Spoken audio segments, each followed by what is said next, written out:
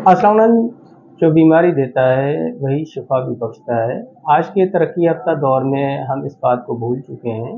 एक सस्ती तरीन चीज़ से इस तरह से शिफा भी नसीब हो सकती है जिस तरह महंगी तरीन दवाइयों से हो सकती है। आज हम बात करेंगे नमक जैसी सस्ती और वाफर मिकदार में दस्तयाब जो किसी भी एंटी वायरल, एंटी फंगल और एंटीबायोटिक्स का मुकाबला कर सकती है, बल्कि उनके रिजल्ट से ज़्यादा फ़ायदा पहुंचा सकता है।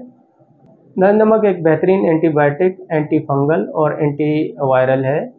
ये अमलन उन जरासीम से लड़कर उनको नहीं मारता, बल्कि इसका महलूल या टॉनिक बनाकर अगर ज़ख्म पर डाला जाए, जरासीम, पीप, जहरीले मुरक्कबात को चूस कर जिस्म से खींच कर बाहर निकालता है।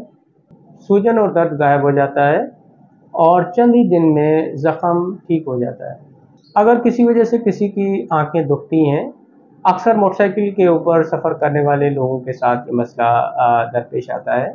एक साफ़ रुमाल लें, पानी में भिगोकर निचोड़ लें, 2 से 3 चम्मच नमक उस पर फैला दें। अब रुमाल को इस तरह से लपेटें कि नमक सबसे अंदर वाली तह में रहे। अब इस रुमाल को दुखती हुई आंखों पे रखकर आप सो जाएं। जब आप उठेंगे तो आंखें दुखने की शिकायत ख़त्म हो जाएगी।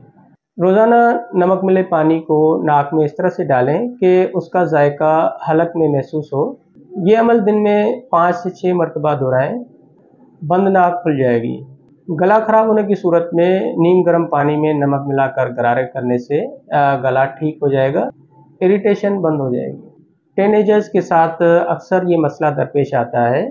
उनके चेहरे पे पिंपल्स और दाने निकल आते हैं और ख़त्म होने में काफ़ी वक्त लग जाता है। तो ऐसे लोगों को चाहिए, या किसी भी उम्र से ताल्लुक़ हो और चेहरे पे दाने निकलते हों, एक साफ़ शीशे की बोतल लें, उसमें 5 से 6 चम्मच नमक डाल दें, साफ़ पानी डालकर हल कर दें। आधा कप के करीब निकाल कर पहले इस पानी से चेहरे को धो लें और तब तक आप इस अमल को दोहराते रहें जब तक आपके चेहरे के दाने ख़त्म ना हो जाएं। नाज़रीन, अपनी फैमिली का ख्याल रखें। अल्लाह हाफ़िज़।